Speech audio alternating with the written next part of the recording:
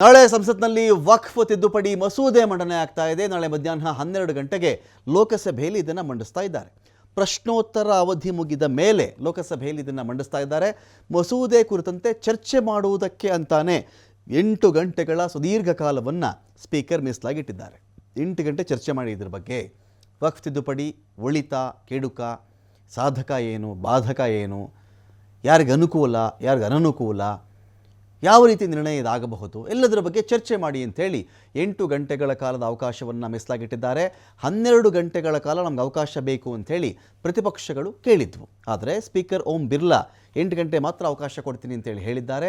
ನಾಳೆನೇ ಲೋಕಸಭೆ ನಂತರ ರಾಜ್ಯಸಭೆಯಲ್ಲಿ ಇದನ್ನು ಮಂಡಿಸಬೇಕು ಅಂಥೇಳಿ ಸಿದ್ಧತೆ ನಡೆದಿದೆ. ನಾಳೆಯೇ 2 ಸದನದಲ್ಲೂ ಕೂಡ ಅಂಗೀಕಾರ ಆಗಬೇಕಿದು ಅಂತ ಕೂಡ ಪ್ಲಾನ್ ನಡೆದಿದೆ. ಇಲ್ಲಿ ನಾಳೆ ಸದನದಲ್ಲಿ ಹಾಜರಿರಲೇಬೇಕು ಅಂಥೇಳಿ BJP ತನ್ನ ಸಂಸದರಿಗೆ ವಿಪ್ಪನ್ನು ಜಾರಿ ಮಾಡಿದೆ. ನಾಳೆ ಕಡ್ಡಾಯವಾಗಿ ಹಾಜರಿರಲೇಬೇಕು ಅಂಥೇಳಿ BJP ಹೇಳಿದೆ. ಇಲ್ಲಿ ಇನ್ನು ಕಾಂಗ್ರೆಸ್, JDU, TDP ಕೂಡ ನಾವೇನು ಕಡಿಮೆ ಇಲ್ಲ, ಎಲ್ಲರೂ ಕೂಡ ಕಡ್ಡಾಯವಾಗಿ ನಮ್ಮ ಎಲ್ಲ MP ಗಳು ಕೂಡ ಹಾಜರಿರಲೇಬೇಕು ಅಂಥೇಳಿ ವಿಪ್ಪನ್ನು ಜಾರಿ ಮಾಡಿದ್ದಾರೆ.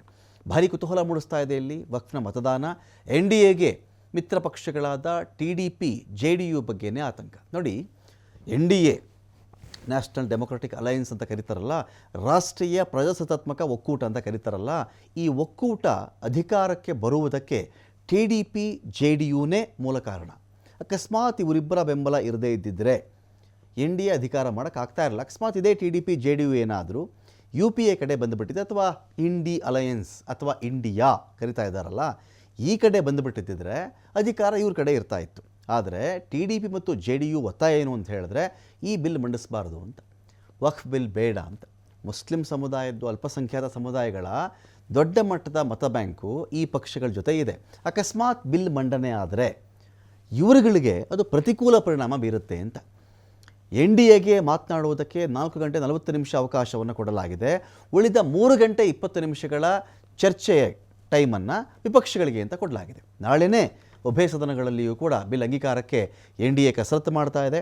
ಇದೇ ತಿಂಗಳ 4ರಂದು ಸಂಸತ್ನ ಅಧಿವೇಶನ ಕೊನೆಯಾಗ್ತಾ ಇದೆ.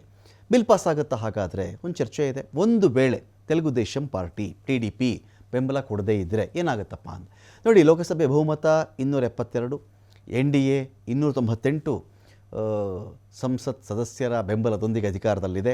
TDPಗೆ 16 ಜನ ಇದ್ದಾರೆ. ಒಟ್ಟು 282 ಆಗಿಬಿಡುತ್ತೆ. ಆಯಿತು, ಸ್ಮಾರ್ಟ್ TDP ಹಿಂದೆ ಸರಿಯಿತು, ನನ್ನ ಬೆಂಬಲ ಕೊಡಲ್ಲ ಅಂತ ಹೇಳಿದಾಗಲೂ ಕೂಡ ಟೋಟಲ್ ಬೆಂಬಲ ಅವ್ರಿಗೆ 282ಕ್ಕೆ ಇಳಿಯುತ್ತೆ. ಆದರೂ ಅಡ್ಡಿ ಏನಿಲ್ಲ, ಬಿಲ್ ಪಾಸ್ ಆಗುತ್ತೆ. ವಕ್ಫ್ ಬಿಲ್ ಪಾಸ್ ಆಗುತ್ತಾ? ಹಾಗಾದರೆ TDP, JDU ಇವರಿಬ್ಬರು ಸಪೋರ್ಟ್ ಮಾಡದೇ ಇದ್ರೆ ಏನಪ್ಪ ಅಂತ ನೋಡಿದ್ರೆ ಲೋಕಸಭೆ ಬಹುಮತ 272 ಇದೆ, ಗೊತ್ತಿರುವಂಥ ವಿಚಾರ. NDA 298 TDP 16 ಜನ, JDU 12 ಜನ.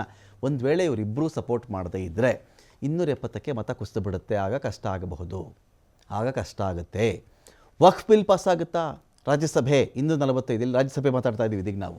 245 ಸದಸ್ಯ ಬಲ ಇರುತ್ತೆ. ಅಲ್ಲಿ NDAಯಿಂದ 119 ಇದೆ, ಇಂಡಿಯಾ ಅಲಯನ್ಸ್ನ ಕಡೆಯಿಂದ 87 ಇದೆ. ಇತರರು 39 ಜನ ಆಗ್ತಾರೆ. ಒಟ್ಟು ಇಲ್ಲಿ ನಾವು ಬಹುಮತಕ್ಕೆ ಬೇಕಿರ್ತಕ್ಕಂಥದ್ದು 117. ಏನೆಲ್ಲ ಬದಲಾವಣೆ ಆಗುತ್ತೆ? ಆಯ್ತಪ್ಪ, ವಕ್ಫ್ ಕಾಯ್ದೆಯಿಂದ ಏನೇನು ಚೇಂಜ್ ಆಗಿಬಿಡುತ್ತಪ್ಪ, ತಿದ್ದುಪಡಿ ಮಸೂದೆ ಮಂಡಿಸಿಬಿಟ್ರೆ ನಾಳೆ ಅದು ಮಸೂದೆ ಪಾಸಾಗಿ ಕಾಯ್ದೆ ಆಗಿಬಿಟ್ರೆ ಏನು ಅಂತ ನೋಡಿದ್ರೆ ಸುಮಾರು 40 ಬದಲಾವಣೆಗಳಾಗ್ತವೆ. ಈ ವಕ್ಫ್ ಬಿಲ್ಲನ್ನು ಮಂಡಿಸಿ ಅದನ್ನು ಕಾಯ್ದೆಯಾಗಿ ಪರಿವರ್ತಿಸಿದರೆ 40 ಬದಲಾವಣೆ ಆಗುತ್ತೆ. ಲೋಕಸಭೆಯಲ್ಲಿ ಮಂಡನೆ ಆಗಬೇಕು, ರಾಜ್ಯಸಭೆಯಲ್ಲೂ ಮಂಡನೆ ಆಗಬೇಕು, ಎರಡೂ ಕಡೆಯಿಂದ ಅದು ಸ್ವೀಕಾರ ಆಗಬೇಕು. ಆನಂತರ ರಾಷ್ಟ್ರಪತಿಗಳ ಬಳಿ ಹೋಗುತ್ತೆ. ಅವರು ಹಸಿರು ಮುದ್ರೆ, ಗ್ರೀನ್ ಸಿಗ್ನಲ್ ಏನಾದರೂ ಕೊಟ್ಟುಬಿಟ್ರೆ ಈ ಒಂದು ವಿಚಾರದಲ್ಲಿ ಸೈನ್ ಬಿದ್ದರೆ ಅವ್ರದ್ದು ಬಿಲ್ ಪಾಸ್ ಆಯಿತು ಅಂತ, ಆಗ ಈ ಮಸೂದೆ ಹೋಗಿ ಕಾಯ್ದೆ ಅಂತಾಗುತ್ತೆ, ಬಿಲ್ ಹೋಗಿ ಆ್ಯಕ್ಟ್ ಅಂತ ಆಗುತ್ತೆ. 40 ಚೇಂಜಸ್ಗಳೊಂದಿಗೆ, 40 ಬದಲಾವಣೆಗಳೊಂದಿಗೆ ಅದು ಜಾರಿಗೆ ಬರುತ್ತೆ. ವಕ್ಫ್ ಮಂಡಳಿಯಲ್ಲಿ ಇಬ್ಬರು ಮುಸ್ಲಿಮರಲ್ಲದವ್ರಿಗೆ ಅವಕಾಶ ಸಿಗುತ್ತೆ. ಇಲ್ಲಿವರೆಗೆ ಎಲ್ಲರೂ ಮುಸ್ಲಿಮರೇ ಅದರಲ್ಲಿ ಮಂಡಳಿಯಲ್ಲಿ. ಅವ್ರ ಧರ್ಮ, ಅವ್ರದ್ದು ವಿಚಾರ, ಅವ್ರದ್ದು ಬೋರ್ಡು, ಅವ್ರೇನು ಮಾಡೋಕ್ಕಾದ್ರು ಮಾಡ್ಕೊಳ್ಳಿ ಅಂತೇಳಿ. ಇನ್ಮೇಲೆ ಹಾಗಾಗಲ್ಲ. ಒಂದು ವೇಳೆ ಈ ಬಿಲ್ ಅಕ್ಸೆಪ್ಟ್ ಆದರೆ ಇಬ್ಬರು ಮುಸ್ಲಿಮರಲ್ಲದವರಿಗೆ ಈ ಒಂದು ಬೋರ್ಡಲ್ಲಿ ಅವಕಾಶ ಸಿಗಬೇಕು. ಮಂಡಳಿಯ CEO ಕೂಡ ಮುಸ್ಲಿಮೇತರರೂ ಆಗಿರಬಹುದು ಅಂತ. CEO ಯಾರು ಬರ್ತಾರಲ್ಲ ವಕ್ಫ್ ಮಂಡಳಿಗೆ, CEO ಮುಸ್ಲಿಮೇತರರೂ ಆಗಿರಬಹುದು, ಮುಸ್ಲಿಮನೇ ಆಗಿರಬೇಕು ಅಂತೇನಿಲ್ಲ. ಮಂಡಳಿಯಲ್ಲಿ ಲೇಡೀಸ್ ಕೂಡ ಇರಬಹುದು, ಮಹಿಳೆಯರಿರಬಹುದು. ಅವರ ಪಾಲ್ಗೊಳ್ಳುವಿಕೆಯನ್ನು ಜಾಸ್ತಿ ಮಾಡುವುದು. ಕೇಂದ್ರ ವಕ್ಫ್ ಮಂಡಳಿಯ 9 ಮತ್ತು 14ನೇ ವಿಭಾಗಗಳಲ್ಲಿ ಬದಲಾವಣೆ ಆಗುತ್ತೆ. ಈ ತಿದ್ದುಪಡಿ ಅಮೆಂಡ್ಮೆಂಟ್ನ ಮೂಲಕವಾಗಿ ಇಬ್ಬರು ಮಹಿಳೆಯರನ್ನು ಸೇರಿಸುವಂಥ ಪ್ರಸ್ತಾಪ ಕೂಡ ಇದೆ. ಬೊಹ್ರಾ ಆಗಾ ಖಾನಿ ಮುಸ್ಲಿಮರಿಗೆ ಪ್ರತ್ಯೇಕ ವಕ್ಫ್ ಮಂಡಳಿ ಇರಬೇಕಾಗತ್ತೆ. ಆಮೇಲೆ ಈ ಮುಸ್ಲಿಮರಲ್ಲೇ ಈಗ ಮುಸ್ಲಿಮ್ ಅಂದ ತಕ್ಷಣ ಅವರೆಲ್ಲರೂ ಒಂದೇ ಬಿಡ್ರಿ, ಅಲ್ಲೇನು ಜಾತಿನ ಭೇದನ ಅಥವಾ ಅಂತ ಹೇಳಿಬಿಟ್ಟು ಶಿಯಾ ಸುನ್ನಿ ಎರಡೇ ಅಲ್ವಾ ನೋಡಿ, ಇಲ್ಲ ಅಲ್ಲೂ ಕೂಡ ಬೇರೆ ಬೇರೆ ಇದೆ. ಬೊಹ್ರಾ ಮತ್ತು ಆಗಾ ಖಾನಿ ಅಂಥೇಳಿ ಆ ಮುಸ್ಲಿಮರಿಗೆ ಪ್ರತ್ಯೇಕವಾದಂಥ ವಕ್ಫ್ ಮಂಡಳಿ ರಚನೆ ಆಗಬೇಕು. ಬೊಹ್ರಾ ಸಾಮಾನ್ಯವಾಗಿ ಅವರು ವ್ಯಾಪಾರಿಗಳಾಗಿರ್ತಾರೆ, ವ್ಯಾಪಾರದಲ್ಲಿ ತೊಡಗಿಸ್ಕೊಂಡಿರ್ತಾರೆ ಅವರು ಅಂತ. ಆಗಾ ಖಾನಿಯವರು ಇಸ್ಮಾಯಿಲಿ ಮುಸ್ಲಿಮರವರು, ಉಪವಾಸ ಮಾಡಲ್ಲ, ಹಜ್ಗೆ ಹೋಗಲ್ಲ ಅವರು.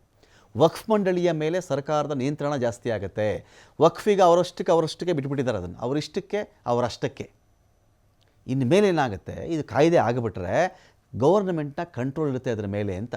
ಸರ್ಕಾರಿ ಅಧಿಕಾರಿಗಳು ಏನಪ್ಪ ಮಾಡ್ತಾ ಇದ್ದೀರಾ, ಲೆಕ್ಕ ಕೊಡಿ, ಬುಕ್ ಕೊಡಿ ಸ್ವಲ್ಪ, ಎಷ್ಟು ದುಡ್ಡು ಬಂತು, ಎಷ್ಟು ಆಸ್ತಿ ಬಂತು, ಎಷ್ಟು ಖರ್ಚು ಮಾಡಿದ್ದೀರಾ, ಎಲ್ಲೆಲ್ಲಿ ಉಳಿಸಿದ್ದೀರಾ ನೀವು, ಏನು ಕತೆ, ಆಡಿಟ್ ಮಾಡಬಹುದು.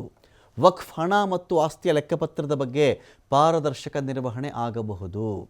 ಟ್ರಾನ್ಸ್ಪರೆನ್ಸಿ ಇರಬೇಕಾಗುತ್ತೆ ಅದರಲ್ಲಿ, ಲೆಕ್ಕಪತ್ರದಲ್ಲಿ. ಕೇಂದ್ರಕ್ಕೆ CAG ಮೂಲಕ ವಕ್ಫ್ ಆಸ್ತಿ ಲೆಕ್ಕ ಪರಿಶೋಧನೆಗೆ ಅವಕಾಶ ಇರುತ್ತೆ. ಕಂಟ್ರೋಲರ್ ಆ್ಯಂಡ್ ಆಡಿಟರ್ ಜನರಲ್ ಅಂತ ಇರ್ತಾರಲ್ಲ, ಅವರೇ ನೇರವಾಗಿ ಬಂದು ವಕ್ಫ್ ಆಸ್ತಿ ಕಥೆ, ಲೆಕ್ಕಗಳ ಕಥೆಯನ್ನು ಚೆಕ್ ಮಾಡಬಹುದು. ಜಿಲ್ಲಾ ಮ್ಯಾಜಿಸ್ಟ್ರೇಟ್ ಕಚೇರಿಯಲ್ಲಿ ನೋಂದಣಿಗೆ ಅವಕಾಶ ಇರುತ್ತೆ. ಈಗ ರಾಜ್ಯ ಕೇಂದ್ರಕ್ಕೆ ವಕ್ಫ್ ಆಸ್ತಿಗಳಲ್ಲಿ ಹಸ್ತಕ್ಷೇಪಕ್ಕೆ ಸಾಧ್ಯ ಇರಲ್ಲ.